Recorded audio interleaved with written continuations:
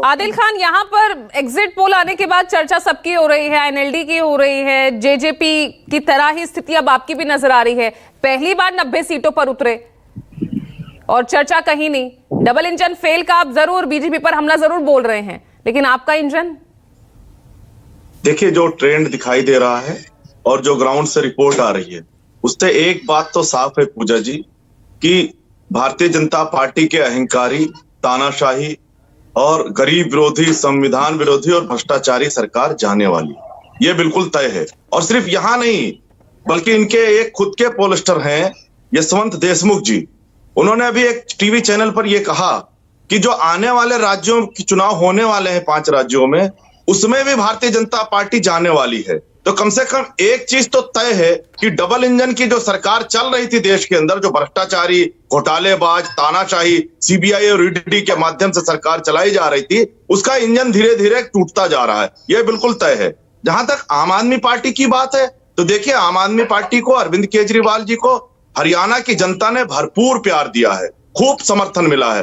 Ground पर हमारा जो संगठन है वो मजबूत हुआ है, और एक राजनीतिक पार्टी के लिए मुझे नहीं लगता कि इससे अच्छी और कोई चीज हो सकती है। दूसरी बात, जब कल रिजल्ट आएगा तो आप देखिएगा कि जो सरकार बनने जा रही है हरियाणा में, उसकी चाबी आम आदमी पार्टी के पास ही होगी, यह तय है। रही बात, अभी मैं भारतीय जनता पार्टी को सुन रहा था, ये कह रहे थे, कोई गारंटी की बात बता रहे थे। भाई साहब, 10 साल से केंद्र में आपकी सरकार चल रही है, आप आपने झूठे जुमले दिए थे, एक पूरा करके दिखा दीजिए। और मैं आपके चैनल पर आज एक चैलेंज करके जाता हूं पूरी भारतीय जनता पार्टी को, अगर इनके अंदर हिम्मत है, 22 राज्यों में भारतीय जनता पार्टी की सरकार है, किसी एक राज्य में बिजली मुक्त करके दिखाते हैं, हम मान जाएंगे। सीबीआई, ईडी के माध्यम से सरकार चलाना बड़ा आसान है, जनता का दिल जीतना बड़ा कठिन है। आप अरविंद केजरीवाल और पूरी आम आदमी पार्टी को जेल में डालकर दिल्ली पर कब्जा करना चाहते थे, पर आप देखिए कि सुप्रीम कोर्ट का डंडा जब चला तो भारतीय जनता पार्टी को मुंह की खानी पड़ी, और आज इन्होंने फिर एक तानाशाही का एक नजीर पेश किया है। आज हमारे एक सांसद के घर फिर ईडी भेजा है।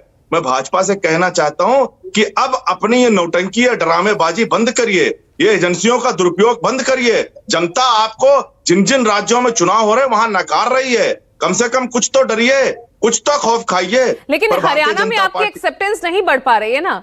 आप लगातार हवाला दे रहे थे, दिल्ली में हम हैं, पंजाब में हम हैं, बीच में हरियाणा है, वहां पर भी हमें आना चाहिए।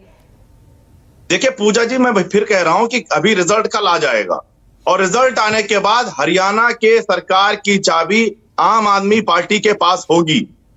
आप देख लीजिएगा कल, क्योंकि जो ग्राउंड से रिपोर्ट आ रही है, वो जो आपके ये एग्जिट पोल है, इससे थोड़ा इतर है। अच्छा, लेकिन ये तय है कि भारतीय जनता पार्टी की सरकार जाने वाली है।